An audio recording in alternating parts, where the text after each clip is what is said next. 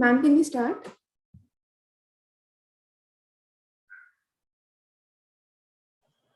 Yeah, you can start. Okay. Hello, everyone, and welcome to day 2 of Scientific Voyage. It gives me great pleasure to introduce you to our honorable speaker today, Dr. Chitra Rao. Dr. Chitra is an associate professor in the Department of Community Medicine at Kasturba Medical College, Manipal. She has completed her MBBS from MS Ramaiah Medical College, Bangalore, MD in Community Medicine from KMC, Manipal, and DNB from National Board of Examinations, New Delhi. Ma'am not only teaches UG and PG students in community medicine with an experience of over 15 years, but also conducts outreach programs, community sensitization, workshops, and undertakes research projects. Her areas of expertise when it comes to research are maternal and child health, adolescent health, non-communicable diseases, and takes keen interest in research methodology. She has been part of various national and international funded research projects and has more than 50 research publications. Today, she'll be addressing every beginner's favorite question: how to search for a research question. We're very happy to have you here today, ma'am, and we're very excited to learn from you. You can put your questions, if any, in the Zoom chat or in the YouTube comment section. We'll ask them to ma'am at the end of the session. Over to you, ma'am. Thank you, Akshita.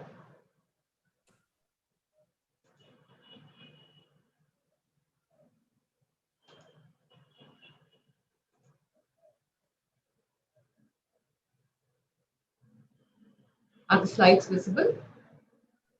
Yes, ma'am, they are.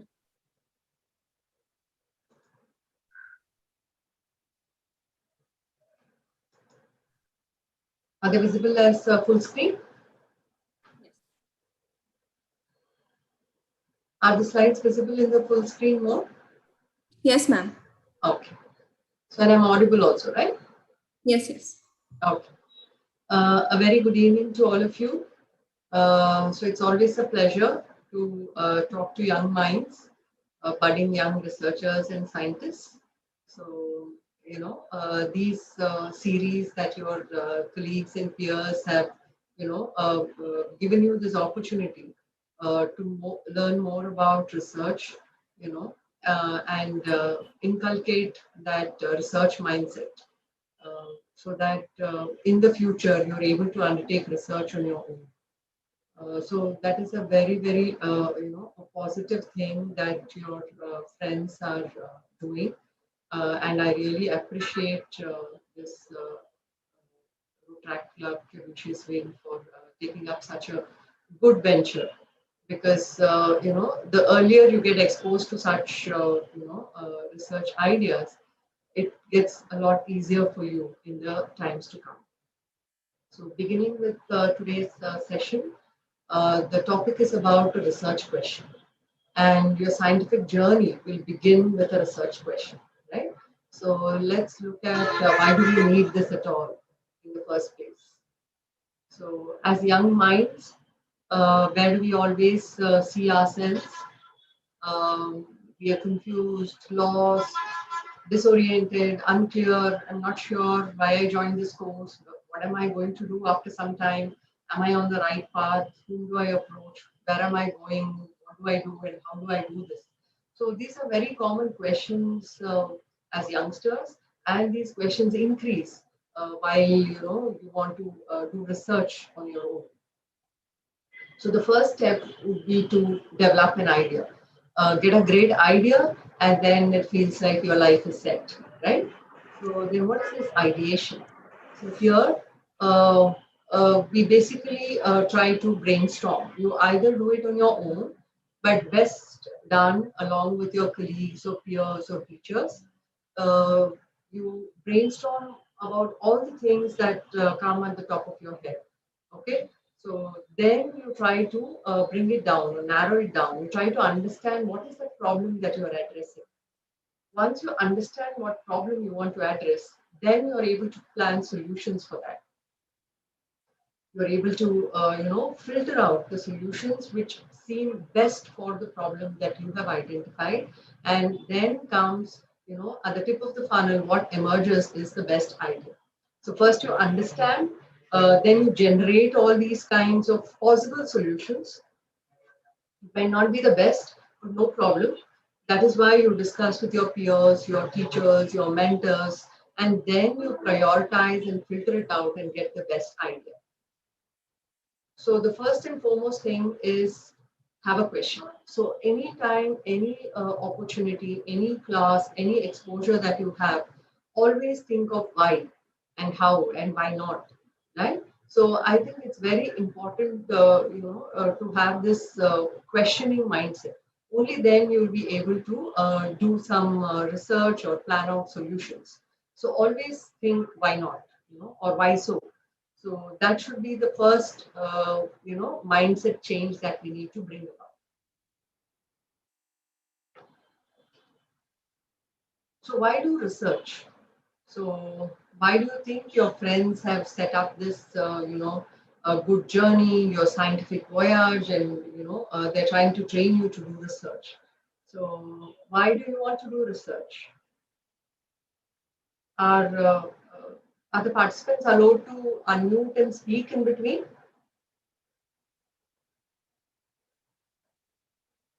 Or they just put the questions in the chat box? Are they allowed to speak?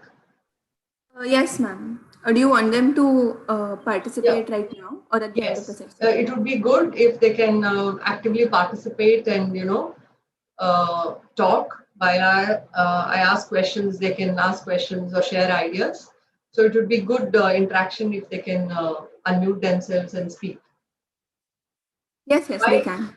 Yeah. So why do you think research is necessary, or why do research? Any thoughts on that? Nobody wants to do research. To understand something that we want to search, like how Okay. things work. Okay. You want to find out how things work. Very good. Okay. Anything else? To to improve upon discover existing technology. To improve. Okay. to discover new things. To discover new things. Very good. Okay. Anything else? You're all telling the right answers, but you're all telling the good ones. So, is there any other side to this as well? Okay. So, you're doing this for your career, so that your career as a scientist, as a researcher, as a doctor, as an educator improves. It looks very good on your CV, that you've done research, you've presented in conferences, you've published papers. It looks very good on your CV. It helps build up your communication skills, because you need to talk to people, you need to develop your ideas, share your ideas, present them, collect data. So it improves your communication skills. And when you do all of these, it definitely improves your confidence. The first one might not be a great work, but definitely with repeated efforts, your confidence improves and you're able to contribute to science as a whole. Remember, science is only as good as we develop it. So if we just presume that whatever we know so far is the best thing, there is no growth in science at all. So we need to ask questions and we need to improve what the scientific knowledge is currently existing. We need to try to better that knowledge. It is good for curiosity, as somebody said, I want to know why things work, why things don't work. So it is actually aiding in your curiosity, and you're able to, it pushes you further to find answers. So all these are the good things, as we have also told, that reasons why we should do research. But what is in the center that you see here is the big thing about peer pressure. Most of the students, what we've seen is they want to do research because my friend is doing it, because my senior did it, my best friend is doing it. It's not a bad idea that you're getting motivated because your seniors or your peers are doing it. Not a bad idea at all. But remember, you also need to have this interest. If that interest does not come from within you, it will become very hard for you to continue, because research is not easy and it's not like a one time, 1 week event, right? So it needs a long term commitment, and thereby Unless you have that inherent interest, it becomes difficult for you to continue. Okay, but peer pressure can be a good motivator to start research. So, what are the basic requirements for us to do research? Uh, as I mentioned, these three things become very important. You need to be dedicated. You need to, dedicate time for this, dedicate space. Make sure that your timetable has enough time for research. You need to put in a lot of effort, right? The research doesn't come easy. There's a lot of effort that is required from the researcher, not only from the mentor, but also from the researcher, the young researchers as well. And you need to dedicate time. How much time is required depends on how big is your question, what is your long-term plan. Do you just want to present in a conference? Do you want to publish this paper? What is the kind of data that you're collecting, right? All these would determine the amount of time that you would be allocating for research. But most important, you need to have the dedication, persistence, right? So I told you it doesn't come the first time. So you need to be persistent and with your efforts and give that dedicated time. Only then research would become, you would see a meaningful outcome out of that research. So this is just the research cycle telling you that you do a lot of reading, you keep writing or typing, then probably you have your cup of coffee or tea, and then you repeat the cycle again. So it's just not that the first time you got it right and then it's smooth sailing. It usually doesn't happen. It takes, it's repeated efforts. And it's a continuous process. The research itself is a continuous process. You think you got that research question. The topic today is research question. So you got the research question, doesn't mean your research is done. So first you ideate, wherein you develop your research question. Then you make a strategy, you make a plan. How am I going to work out my research question? And remember, all this you do in discussion with your team, with your group, with your peers, friends, and mentors. Remember, you need to have a mentor who is able to guide you through this process. Otherwise, on your own, you might be stuck at various stages, and it might be difficult for someone to pull you out of this mess, somewhere down the line. So it's always better to begin with a good group, with your peers, with your seniors, with your juniors, and definitely your mentor. So you make a plan. That is your strategy. Then you implement your plan. Most of the time, students do ideate and make up a plan, but then, they're too tired, the semester got ended, the exams came up, the vacation. So the implementation becomes a problem, right? And it gets stuck in between. So here what you do is you implement it and then you evaluate. You have a question, you did something to work out. Somebody said, I'm curious to find out why is it working or why it is not working, right? So then, you're going to evaluate that process. Then you iterate. You say, okay, is this the best solution, what I thought of? Can I do it in a better way? Can I change my methods? Can I, do it a little differently? And then you improvise, right? So when you improvise, probably your idea also needs to change a little bit. So this cycle goes on, and that is why it becomes a continuous process. So now coming to the important thing, the research question. So what is this research question? So as simple, you want to do research, so you need to have a question. So the moment you decide I want to do research in this semester, so you need to find a mentor, a teacher. So you go up to them and say, I want to do research. So the next thing your teacher is going to ask you is, what is it that you want to do? Right? And then you say, I don't know. I just came to do research and I thought you're going to tell me. So this is where the conversation between the mentor and the student would stop. And then the teacher would think you don't know what to do and you just come up and ask, I want to do research. The student thinks the teacher is not being friendly because they're not telling them anything. So there are some, basic homework that you will do and come up with some research question before you approach a teacher. Okay. So, and that's where most of the research journey of students would stop because each one thinks that the other one is not being very helpful. So what is this research question? So if I try to define it, it's an uncertainty about something that I do not know as of now. and I want to study this. I want to do some, ask questions. I want to make some measurements. I want to do some lab investigations, and then, I want to be certain about things. Say, currently, consider COVID pandemic. When the disease first made its appearance, none of us knew what it was, right? We did not know how it spread. Is it spreading from person to person? Does every person get sick? Uh, you know, does everybody land up in the hospital? How do we, investigate? How do we find out a person has COVID? How do I treat this person? Everything was uncertain. So that was the research question. But today, I know some things about COVID. So asking a question, asking whether RT-PCR is good for COVID might not be a good research question today, right?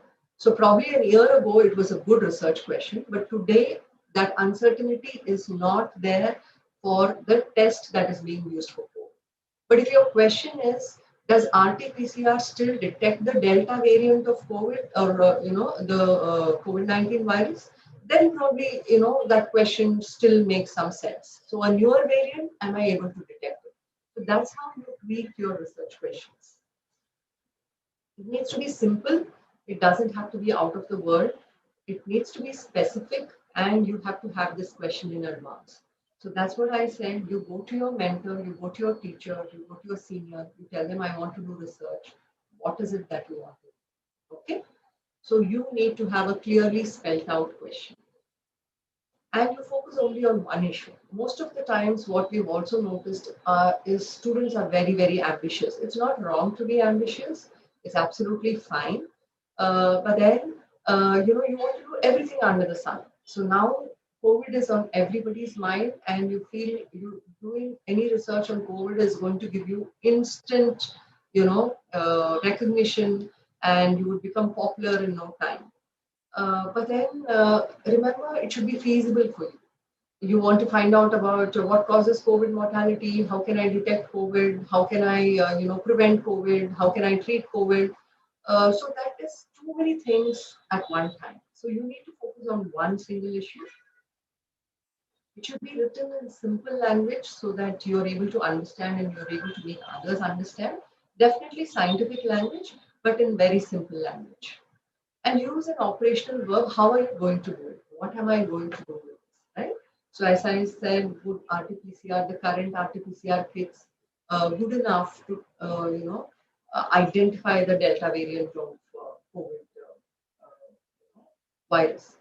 So, but then remember, it might still not be in the scope of a student research because you would not be involved in taking this lab. You would not be involved in testing the sample. So it means that your teacher or your mentor is doing it and you are only assisting them with some part of it. It's something that you will have to understand. Not every research you can do hands-on. So you have a question, so what are you going to do about it? So the question and the answer needs to be linked. Is that clear so far? Any questions, any queries? Can I move ahead?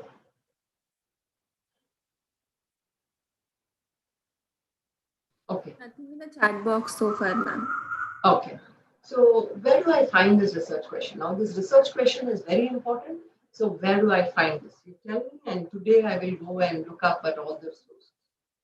So first and foremost is look at what is published literature already.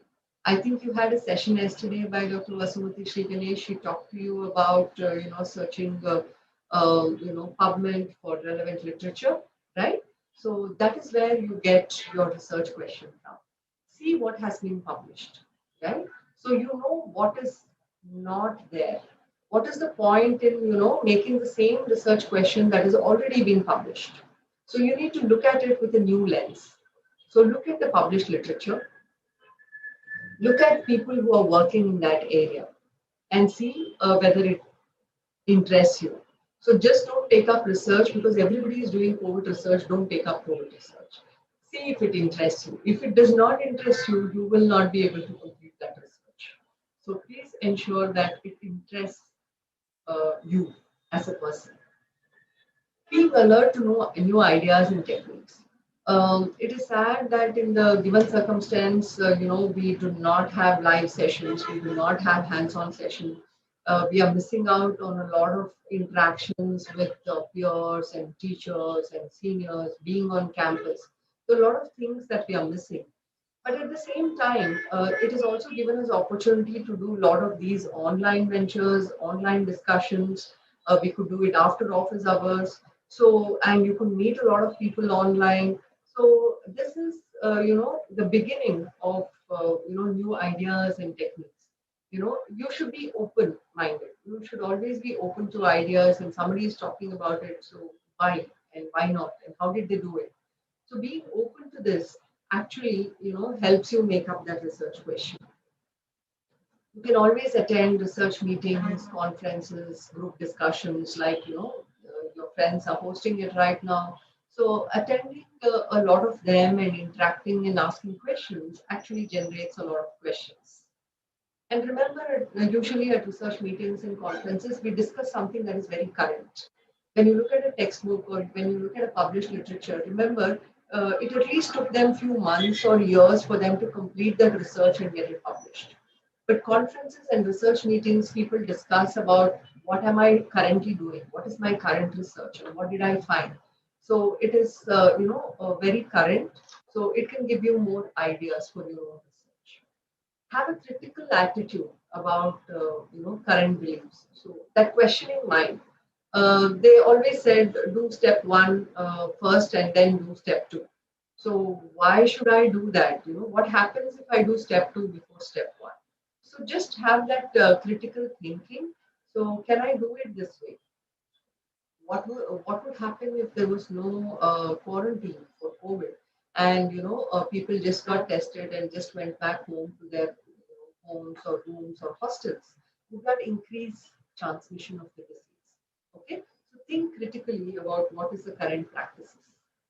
And remember, we have a lot of technologies these days. Again, thanks to COVID, I think we've never utilized technology so much. Right now, in schools, colleges, institutions, in online teaching, and Zoom and Teams and Google Meet. I mean, we have so many technologies now. So, probably a year ago, we would never have thought we would be using so much technology, especially in medical schools.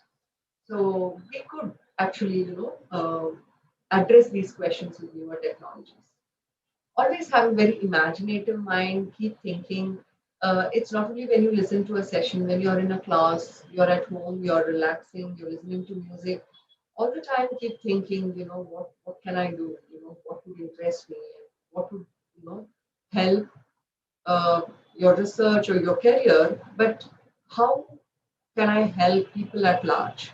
How can I, help in relieving their stress, reducing their burden? Can I make things easier? So keep thinking this way, and it actually gives you a lot of ideas. Observe carefully around you, inside your homes, inside your institution, outside. So you will get a lot of cues on how simple methods have been used to address complex problems. As I mentioned earlier, have a guide or a mentor to guide you through this research process. And you need to have a very cordial relationship and a consistent relationship with your guide. So you just approach them once a year is not going to help you.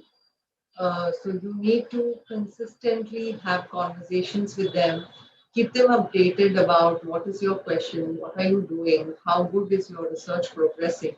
Only then would your guide realize that you're being sincere about your work and they would be willing to help. So otherwise, you would be stuck in between. So how do you choose your guide or mentor? This is another question that most of the times we have in our mind. So how do you choose?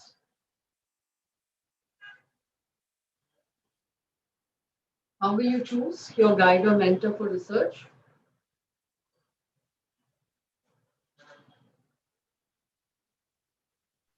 Because We you're first we see the approachability and also the concerned department about what we want to make. If I want to do the research in biochemistry, I will go to a professor who is more friendly or more student friendly in the okay. biochemistry department. Okay. I think we need to have one session on define what is student friendly. Who does not trash you when you approach them is considered student friendly. Okay. Yeah, that's rightly put it, that we need to choose a guide from a relevant department. That is very, very important, right? So now I am And also, if we yeah. could see their previous research experiences on the ResearchGate or any other published articles, we Correct. can see for that. Correct. We will also see. Yes. True. So you Sorry do if I interrupted you. no problem, no problem. So you do your homework on your guide as well. So you not only do your homework on your research question, but you also do a lot of homework on your guide or mentor. But I think it is very relevant because you have to respect everybody's time, right? So you're busy, so is your guide or mentor or teacher. So respect their time. So have a focused attitude. As you rightly put it, see what their research interests are, and then you could approach them. The most important thing is choose the relevant department and the guide. So you want to do something, you're interested in pharmacology, so then you need to approach the pharmacology department and not biochemistry, right? So you're interested to do, you feel you want to take up a surgical field as your specialty, you want to do something in surgery, then no point in going to medicine department or, coming to community medicine department and say, I want to do some project in surgery. So definitely your teacher is not going to be able to help you in the right direction because you want to do something in surgery, right? So that is why choosing the right department, which is relevant to your question, becomes important. And as you rightly said, whether their research interests and they're keen to, help you with your research and whether they have the time or they're very busy. So all these things also do matter. So just sitting in front of the computer and just staring at it and thinking that you will have this eureka moment and now the research brilliant idea would come up would probably not work. So what you have to do is actual hard work. You look at publications which are published journal articles. You could also look at reports of previous studies.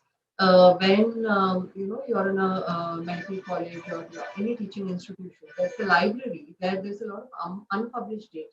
All the master students and doctoral students' thesis or dissertation is actually filed in the library.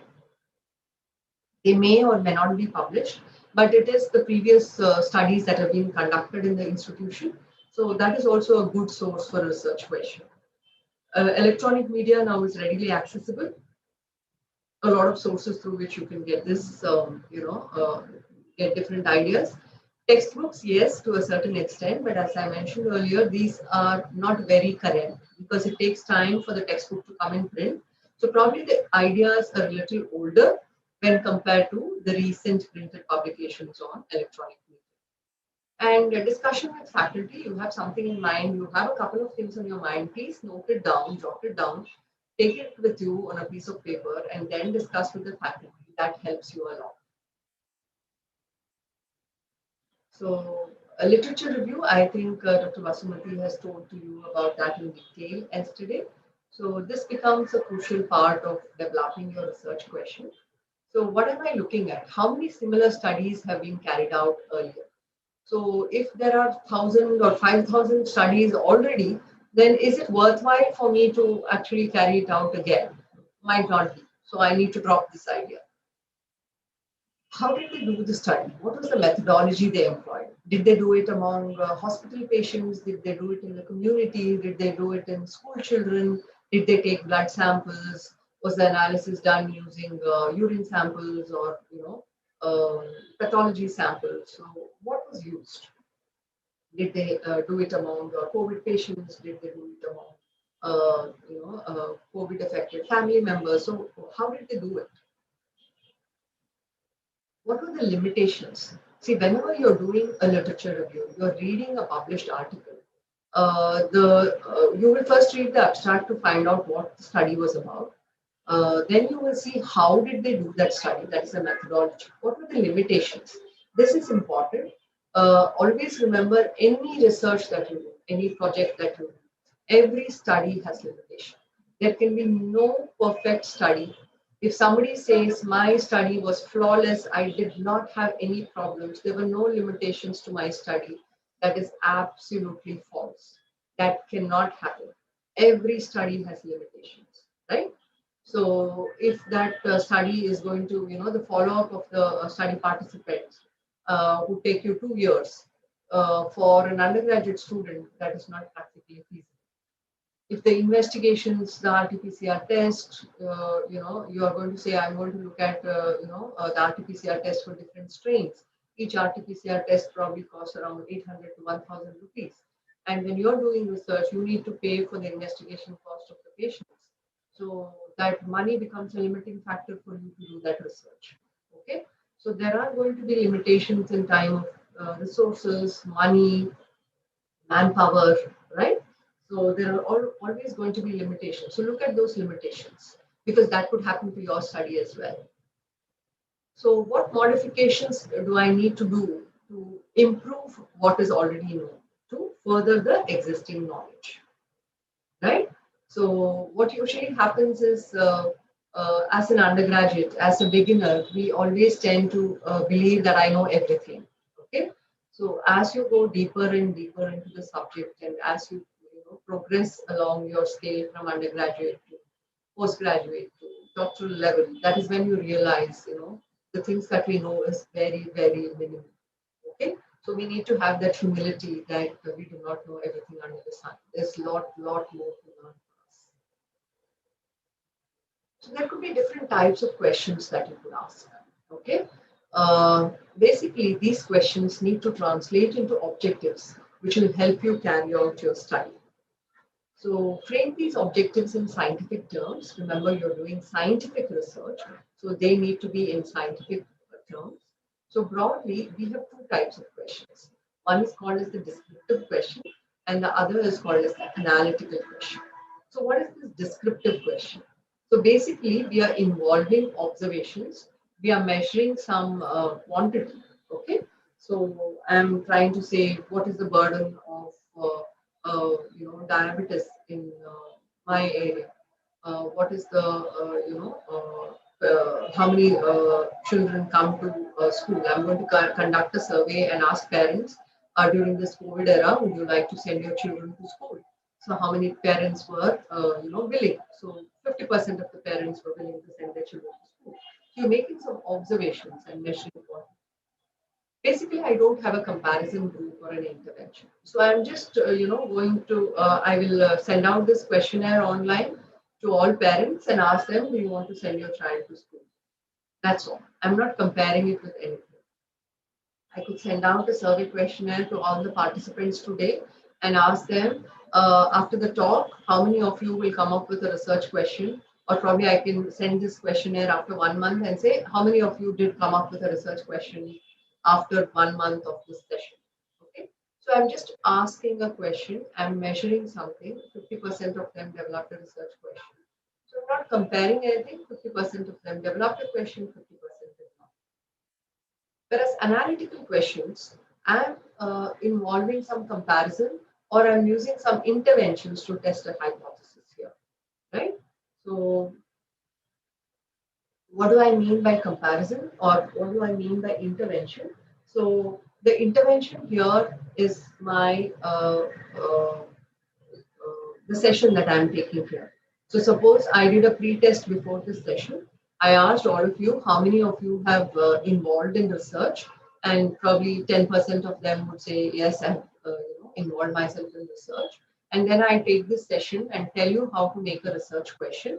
So the session that I'm taking for you is an intervention. Okay, I have given you the information about how to make a research question. Now, after 1 month, again, I'm going to ask you the same question. How many of you have taken up research? How many of you have started a project? So it is like testing whether my intervention, whether my session today was helpful to you to develop a research question and have your own research talk. Okay, so that is an intervention and that is my analytical question.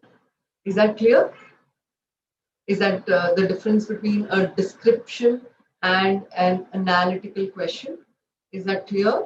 Anybody has a question at this stage?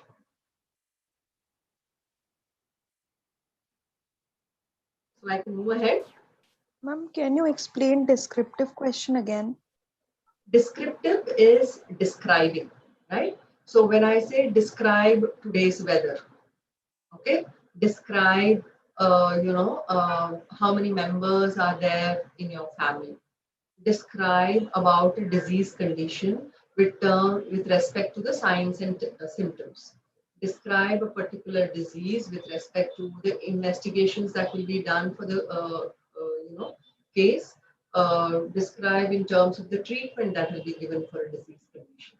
You're just describing, okay? So you're saying who, when, where, what happened. So you're just describing, and that is called as a descriptive question. So right now I can, ask you, what has been your academic performance so far, what has been your attendance so far, right? So I'm just describing the situation as it is. I'm not making any comparisons. I'm not giving any intervention. Is that clear? Yes, ma'am. Thank you. Okay. Ma'am, one question I have. Like, Yeah. We have two types of studies. One is descriptive and one is analytical also. Correct. So are these specifically related to the descriptive will cover the descriptive type of research and analytical question will cover the analytical type of research only, right? Correct. Or wrong? Correct. A descriptive question will use a descriptive study design, okay? Because I do not want to get into study designs, etc. But a descriptive question will have to use a descriptive study design, and an analytical question will have to use an analytical study design, right? So here we are still at the level of the research question.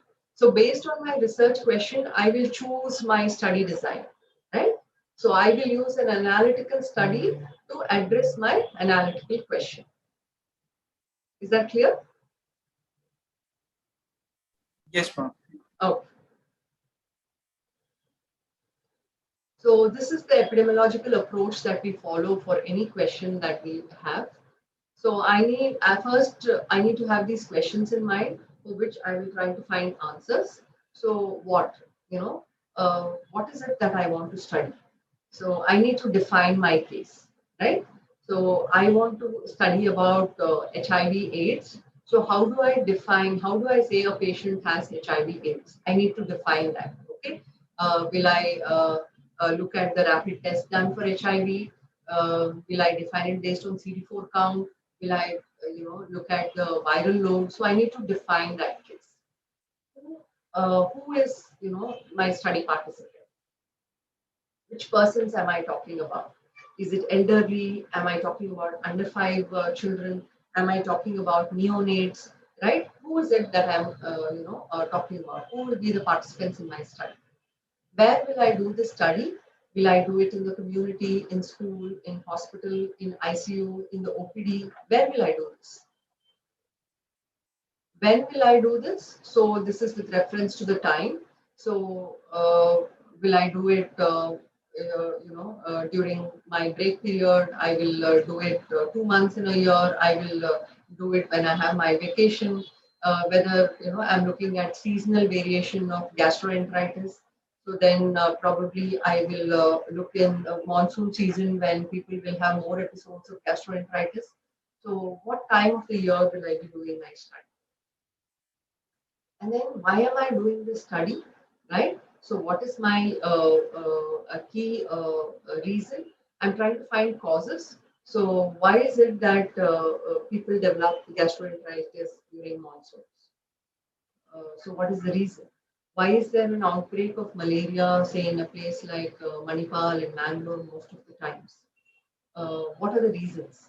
Why is Mangalore endemic for malaria? What are the reasons? What are the causes? Mosquitoes are there all over the place, but why are there so many cases in Mangalore? Okay, I'm trying to find causes. So all these aspects, okay, these small aspects about what, who, where, when, and why form part of your research question.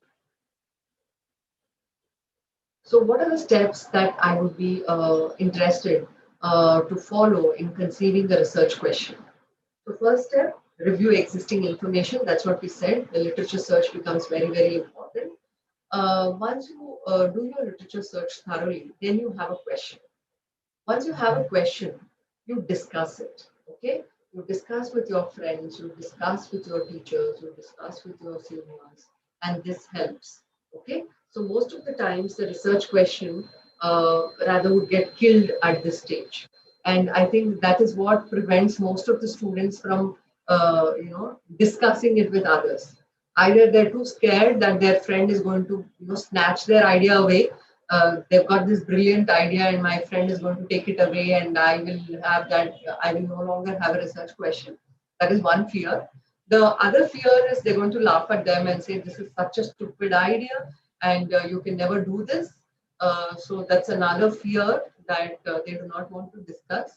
But remember, unless we do this, uh, you will never arrive at that solution because you will probably realize it only down the line when nothing much can be done. So if you feel it's a good idea, it's always good to have a teamwork. It might be difficult for you to do it all alone, right? So always have a good team.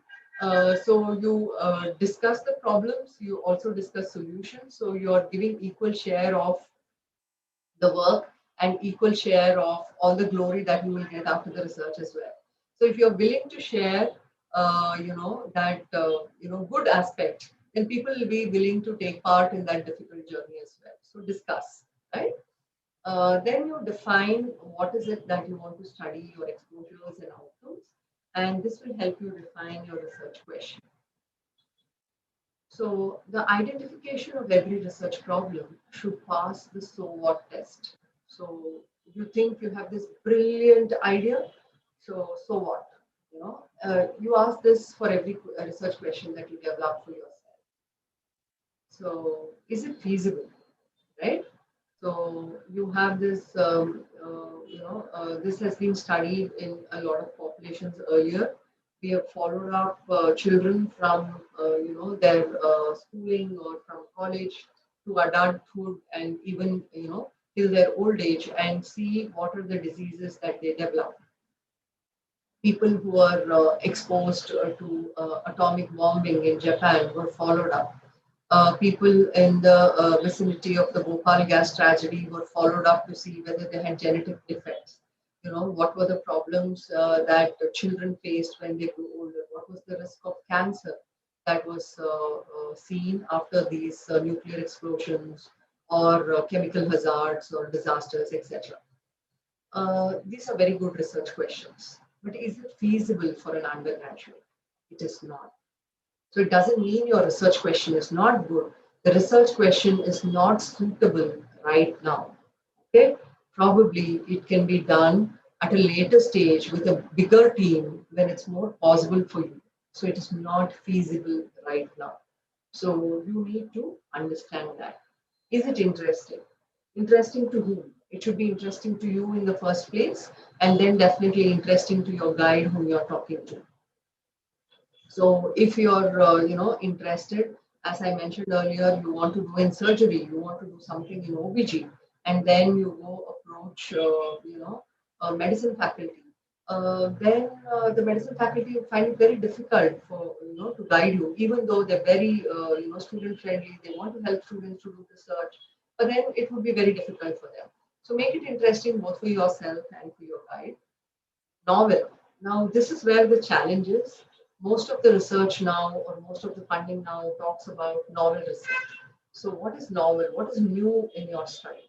Okay, and this is usually a very, very difficult thing to do. Every time you think about how to make it better, how to make it new, is really, really very hard, right? So, this is a big challenge. So what is already known, what is not known, and how I can improvise is something that comes with practice. It needs to be ethical. Any research that you do, remember, has to be ethical. If it is not ethical, it's not going to take you anywhere. It's going to land you in a lot of problems, and it might actually end your career as a researcher. So learn that being ethical is the most important thing. And your next session is on ethics, right? So that tells you that is the most important thing for you to learn as a researcher. You learn it right the first time you do it.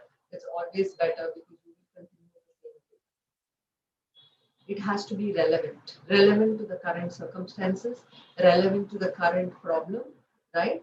So if it is not relevant, so what? So why should I do this study at all, right? So I'm doing this research to see if a pregnant woman who is, who has taken some medications, who is exposed to radiation, whether it is going to affect her fetus or not. So it is very relevant for the pregnant woman, it is very relevant for the fetus, it's very relevant for the obstetrician. So it's very, very relevant, right? But if I'm talking about Zika virus outbreak in Africa, and I want to study the importance of that infection and awareness about Zika virus in pregnant women in Manipal or Mangalore, might not be very relevant because hopefully right now we do not have cases here. So it might not be very relevant for me to conduct this kind of research here. Okay? But then, yes, there were cases reported in Kerala, and there you want to assess awareness about Zika virus probably makes more sense. So it needs to be relevant. Okay? So this is what we call as a finer criteria. So your research question should be able to pass this test. It should fulfill all of these finer criteria. So the structure of the research question, this format is called as the PICO format. So it should include, so your research question should include all of these components. P stands for population. So population of interest can be the patient or the problem or the community that you're going to address. I is refers to the intervention or the exposure or the test or the treatment that you are that is being considered in the study. Remember, when I talk about an intervention, I'm saying how is COVID treated in tertiary care hospitals? How are primary care physicians treating COVID? How do you do home management of COVID? Remember, you as a researcher doesn't actually have to be giving the treatment to do the research. You can actually, do it with your guide who is actually treating the patients. You don't have to be treating the patients, but you could compile that information and see what that information is telling. Whether home management of COVID is giving better results as compared to hospital management of COVID. Okay, at what level of oxygen saturation does the patient needs to be shifted to the hospital, right? So this is something that your guide or the clinician is already doing. You're just compiling the information for them so that you are able to uh, give this vital information about the timing when the patient needs to be shifted. So the intervention is something that you as a student need not have to do. Okay, but that should be part of your research question. But you need not have to do it. Somebody else could be doing it, and you could compile that information. C stands for control or comparison. Remember, I talked about the analytical study question where you compare the intervention. Either it can be a randomized control trial where you have a treatment arm, you have a placebo arm, right? So most of the times, an interventional study will have this control arm. What is my outcome of interest? What am I looking at? So when I said my, I'm doing a study to find out when COVID patients should be shifted from, home isolation to hospital, at what level of oxygen saturation. So what is my outcome of interest? When they start desaturating, when their oxygen saturation drops down, that is the critical, percentage that I need to shift them to the hospital so that, the mortality is reduced. So what is your outcome of interest? And what is the time frame? Okay, T stands for the time frame. Under what time frame am I, looking at this research question? So these are the key things that should be addressed in your research question. The PICO, PICOP format.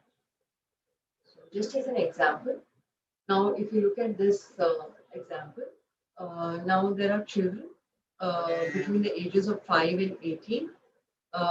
These children, the parents of these children had mental health issues. They were at increased risk of depression or anxiety. Okay, so the parents had mental health issues. and we are looking at the children and seeing whether the children of such parents have an increased risk of depression or anxiety as compared to children of parents who do not have any mental health issues. Okay? Is the question clear? I am interested in looking at children whether they have a risk of mental health problems. So what am I doing? I'm trying to look at whether their parents had any mental health issues. And because their parents had mental health issues, whether these children are at an increased risk of having these mental health problems in comparison to children whose parents were normal or who did not have any problems. Is that clear? So here the population of interest is children. Okay, children. Whom I'm, my study participant is the children. The intervention here is parents with diagnosed mental health issues. So they already have these mental health issues. So I'm comparing children whose parents had mental health issues with children of parents with no mental health issues. Okay, so this is my comparison group when the parents did not have any problems. The outcome here is whether the children have an increased risk of depression or anxiety, and the time frame could be either the time frame during which you're conducting the study, or the time frame here is with respect to the children of my study, that is ages between 5 to 18. So my research question, this top what you can see here is the research question, and this is what it should comprise of. So all these aspects should be addressed. Is that clear? Any questions? Yes, Okay, not yet. No. not it. Okay. So just taking a few examples. If I say this is my research question, I want to determine importance of sedentary lifestyle among diabetics. What do you think about this research question of mine? Is it good?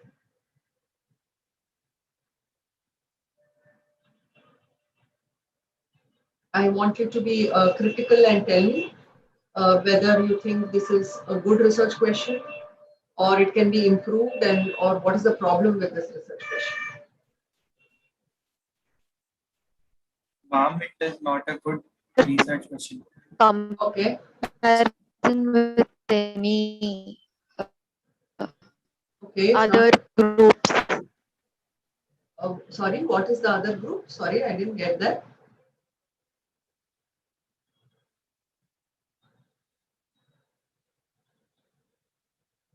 Okay. Anybody else can tell me? I guess, ma'am, she was saying that we don't have a comparison group here. Okay. But remember, it's always good to have a comparison group, but sometimes we might not have comparison. Complete the research question. Sorry, the research question. Can you please write your answer if possible, because your voice is breaking in between. Yeah, the voice is not very clear. So what did Nishant say? Why is it not good? I thought this was a very good research question. Ma'am, because it is a good research topic, but it is not a good question because it is not being framed according to me. So what is the problem here? Yes, she's saying there is no comparison group. Correct. There is no comparison group. Anything else? Also, importance of sedentary lifestyle amongst diabetes. It should not be like, it is not, it doesn't look novel to me because they should be active. Why they are calling them sedentary? Okay. So you don't think this is normal, fine. But as you rightly said, the importance of sedentary lifestyle. What do I mean by importance of sedentary lifestyle? If I am going to ask you this question, all of the participants here, what is the importance of sedentary lifestyle? What are you going to give me? What answers are you going to tell me? That's going to be really vague. Ma'am, it's very important. Somebody will say it's not very important. Somebody will say it's extremely important. So what kind of answers am I getting for this research question? It's going to be very vague and very ambiguous. So actually what I want to find out is this is a descriptive question. I want to estimate the prevalence of physical activity among diabetics. I am being very, very precise. I actually want to see how many people who have diabetes are actually physically active. What kind of physical activity are they doing? So I am going to use a scale, a questionnaire. I'm going to measure their physical activity, but that I will be able to estimate the prevalence of physical activity among diabetes. So this is a better framed research question. Is that clear? Yes, ma'am. So the next question. Assess physical activity and diabetic complications. So what do you think about this question?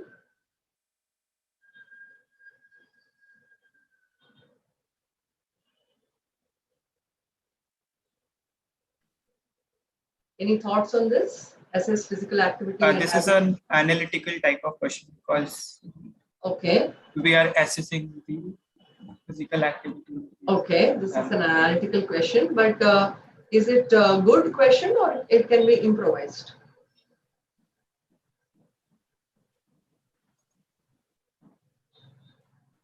It should be improvised, I think. Ma'am, it can be improvised. We Yes. could look at effect of strength training or effect of cardio Correct. in diabetic patients and related complications. Exactly. So you could Also, ma'am, specify. Yeah. there is no time frame mentioned to assess the physical activity. Exactly. So you're actually getting it right. So somebody talked about how we can make the physical activity more, I could add more clarity to that. I could say cardio training, right? And so one of you mentioned that I could say a time frame in the last 2 years, in the next 1 year, in the next 5 years, right? The other thing that we could add detail to is what diabetic complications am I looking at? There could be umpteen number of complications, right? So I need to add more clarity to each one of these aspects. So I could look at the effect of physical activity. I'm just adding a word here. So a person who is physically active, definitely I could improvise, as you said. I could just look at strength training, or I could look at cardio training on the rate of diabetic complication. Means a person who is diabetic, who is actually physically active, who is doing cardio training, what is the chance that he will develop a diabetic complication versus a person who is not doing any physical activity? Does he get more diabetic complications? So I'm having a comparison group here. So this is more of an analytical question. So I need to refine it and make it better, right? So the first things what I have put here is actually that crude idea that you get in the beginning. Okay. Probably this is interesting. What about diabetes complication with physical activity? This is okay. This is your first idea and that is good. Then you improvise on that and make it more specific for you to analyze. Okay. Then I look at what about this question? Evaluate depression and diabetes.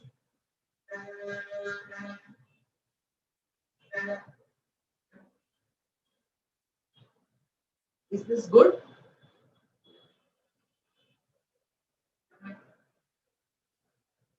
Okay. So I could reword this concept as whether, determine whether depression is more common among diabetics as compared to healthy individuals, right? So similar to the example on children that we talked about, between mental health illness among children with parents who had similar illness. So here also I'm looking at whether diabetics have a higher chance of developing depression because of the disease as compared to healthy individuals. So this is not the foolproof research question. Definitely this can be improvised and made more specific. Okay. So these are the key questions that need to be addressed. Once I have a research question, now I move on to make a research protocol, because the protocol is the one which will help you to do your actual study or research. So these are the 3 questions that should be answered in your research protocol. What do you want to do and why? Okay, so that is your research question. The second important thing is what are you planning to accomplish, and that is your objectives. The third one is how are you going to do it, and that is your methods. So 3 things in your protocol that should be present is the research question, So far that we talked about was about the research question. The research question translates into objectives. And then once you have the objective in mind, then you need to have the plan how you're going to do it. And that is your methodology. Okay? And this writing is actually a lot of hard work and takes time. So very briefly about the protocol, because if you just have a research question and you don't translate it into a protocol, you will not be able to conduct your study. So it's important that you have a good protocol in place so that you can follow the protocol and finish your study or research. So these are the different aspects of a protocol that should be completed. So this is required not only to talk to your guide, you want to submit your proposal for funding, you want to submit it for a conference presentation, you want to share it with someone, you want to submit it to ethics committee for approval. So a protocol is necessary. So all these different aspects that you see here should be fulfilled. So I will talk about only a few key things here. So the introduction of the protocol. So here you need to provide a scientific justification why you want to do this research, where you will briefly mention about the magnitude of the problem, and this you would have got from your literature search, the information that is already known, what are the gaps and controversies and the limitations that previous literature has talked about, how the present study is important or relevant in improving what is not known. Okay, so that is your introduction. This is the justification why you want to do this study. After the objectives, you have your after your introduction, you have the objectives, and objectives are the direct translation of your research question. They need to be smart, right? So everyone needs to be smart, and so your objectives also needs to be smart. So what does this SMART acronym stand for? They need to be specific, measurable, achievable, relevant, and time bound.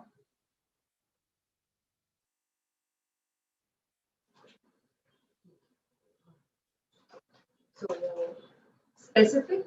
So I have a particular question. Remember, I need to have that focus. So it needs to be specific.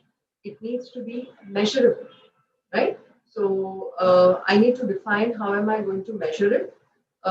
There needs to be a scale. I will measure blood pressure using a sphygmomanometer. I will measure temperature using a thermometer. I cannot say I will assess how students feel about COVID pandemic. Now, what does it mean? How am I going to measure how students feel? It's really very vague. I'm unable to measure this. Okay, achievable. Can I achieve it within the time frame? Remember, your research question has a time frame. Can I achieve it? Will it take 2 months? Will it take 5 years? Will it take 6 weeks? So whether it is achievable, whether it is relevant to the people concerned, relevant to the current circumstance, it needs to be time bound. Okay. Let your research not be like forever. Keep a specific time period within which you can address your research question and achieve your objectives. So the objectives needs to be smart. So it needs to be simple and clear and have a very limited number of objectives. Do not have like 5 or 10 objectives, you will never be able to achieve it. So the minimum objectives is something that you will be able to achieve. Coming to the methodology, so you have your introduction, you have your objectives, then the materials and methods or the detailed methodology of how you will conduct the study. So this is the most important part of the protocol, wherein you will explain the study design. So somebody talked about the descriptive and analytical study design, so I'm not going to details of this, but your research question will determine what is your study design. So a descriptive question will require a descriptive study design. An analytical question will require an analytical study design. So I want to determine the prevalence of COVID infections among children. So then it would be a cross-sectional study, and I will use a cross-sectional study design, a descriptive study design. I want to assess if pregnant women who are infected with COVID, what are the chances that the newborn will get affected with COVID and whether they will have respiratory complications. So I am following up the pregnant women from pregnancy till delivery and probably till 6 months of age. I'm doing a follow-up. It's a prospective cohort study. Okay. I'm giving, COVID vaccines to pregnant women and seeing if the children are not affected by COVID infection. So I'm giving an intervention and I'm seeing the outcome. So it becomes an intervention study. So my research question will directly translate to the study design that I will use. You will mention what is the study period, 6 months, 6 weeks, 6 years, 2 years. Okay. The study setting, where you will do the study, in the hospital, in the community, in the school, in the ICU, in the neonatal unit, in the elderly ward. So you decide, okay, based on your research question. You need to enumerate your study population. Elderly individuals, both males and females, only female patients, people with mental illness, people who have an orthopedic injury, people who have come for elective cesarean section. So you need to define the study population with inclusion exclusion criteria. Then comes the sample size and sampling method. So what is the number that I need to recruit for my study? That is the sample size. So your research question and your study design will help you determine the sample size with the help of your statistician. Okay, so you go with your research question, go with the published literature, tell them what you want to do, and they will give you this magical number. Okay, and how you will choose your participants is your sampling method. That's in brief about the methods. So for my protocol, I put up the title, I put up my introduction, objectives, methodology, and then a small part on data analysis, and I put the references and probably my questionnaire and the tools that I use. So once my protocol is ready, I need to submit it to ethics committee for approval. So the ethics clearance looks at the safety of the participants. So the written informed consent that you have to take from the participant, even if you're doing an online survey, you need to have a checkbox which the participant will tick and say, I agree to be part of the study. What is the benefit and risk to the participant? Okay, so does the participant get any benefit? Risk can be physical risk. Okay, when they come to a hospital, you're doing some surgical procedure, so there can be a risk.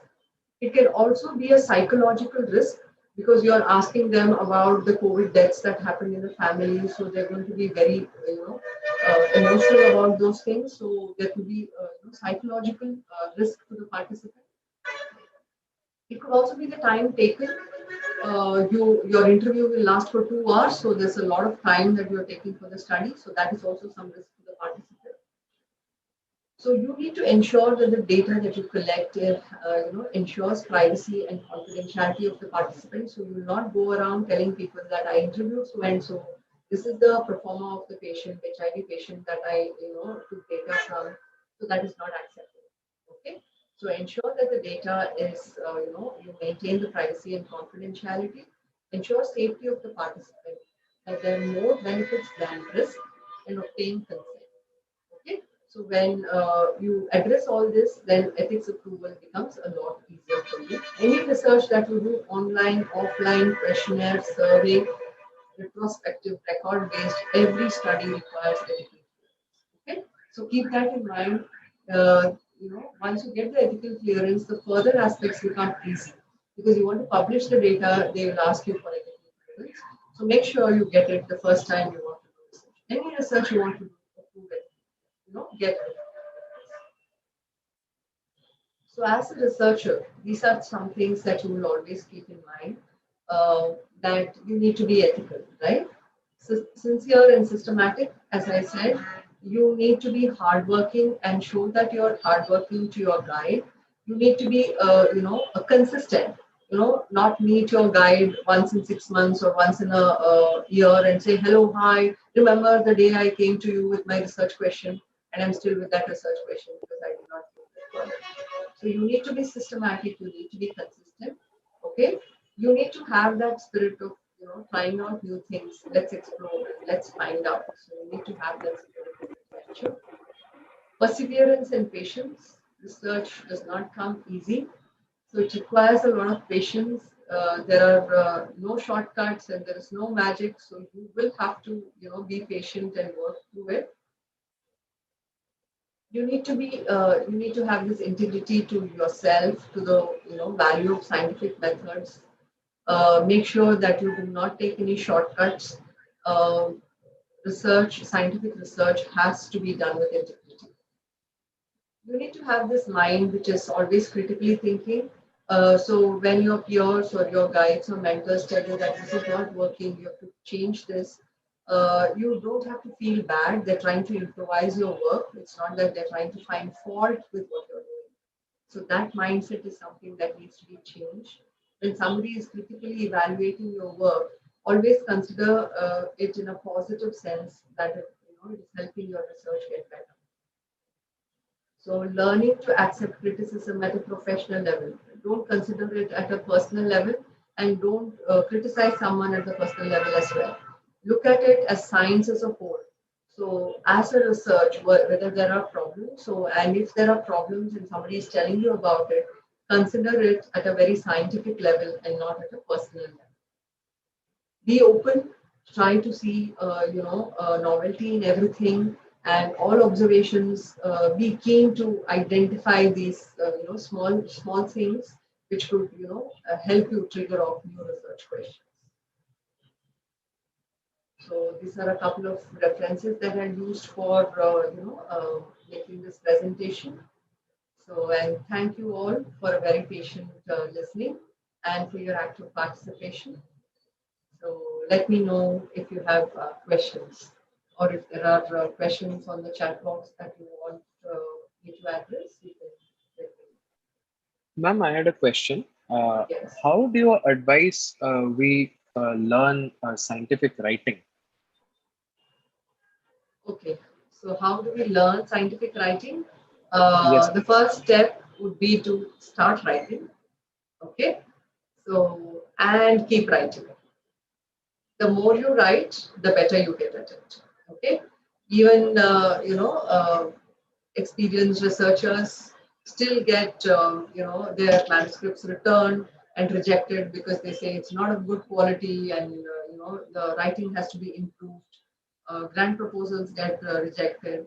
So it is a continuous improvement process. So you begin and you improvise, because only when you begin you will know what are the problems. You show it to your guide and they'll tell you this is not all right, this is not all right, right? And that's how you improvise. So the first draft probably is full red. Okay, we do track changes and send it. It's all in red, but that's okay, because unless you take that first step, you will never know where the mistake is. So just keep writing, and you will improvise. And definitely, reading published literature helps, because you will know how well they've written. So you can also take cues from that. Thank you so much, ma'am. Okay.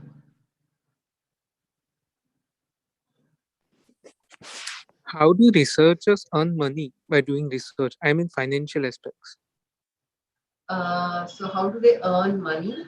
Um, Research primarily might not be to earn money, right? So when research gets funded, so then there is money.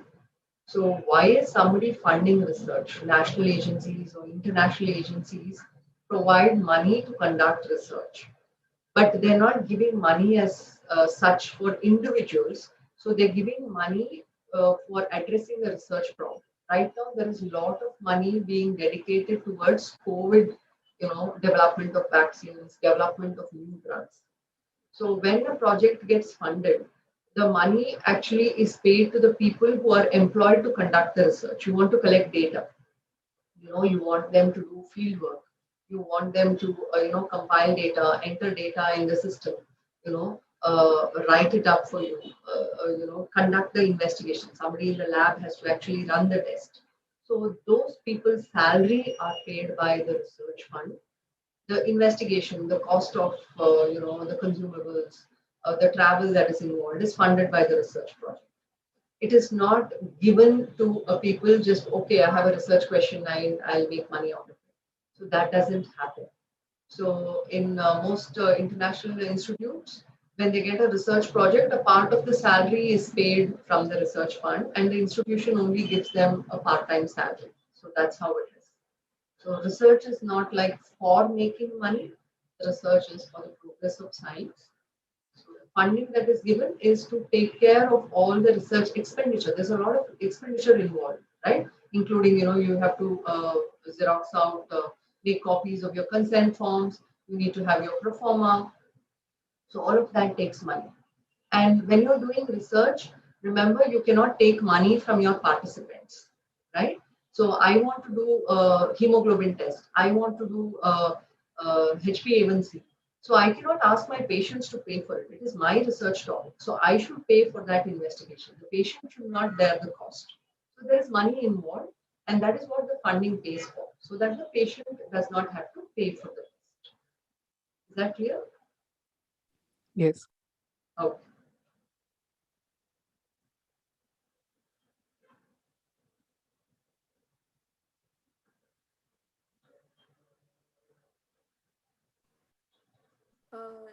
Does anyone else have any questions?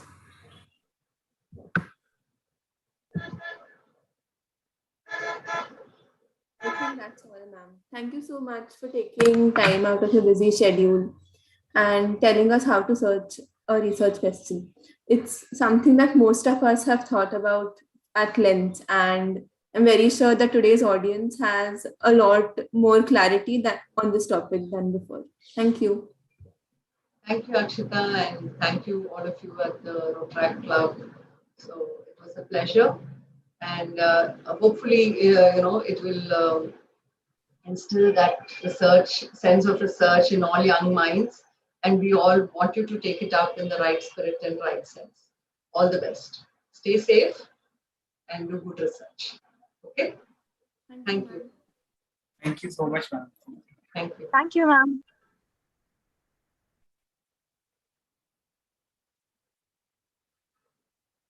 Shall I leave the meeting? Thank you.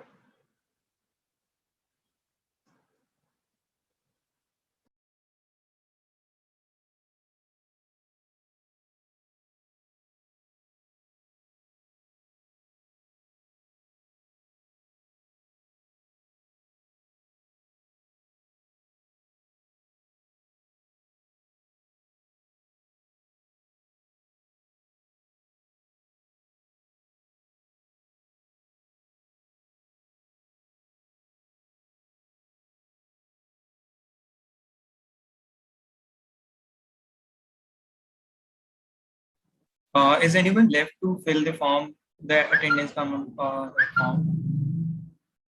Yes. We're soon going to close this meeting.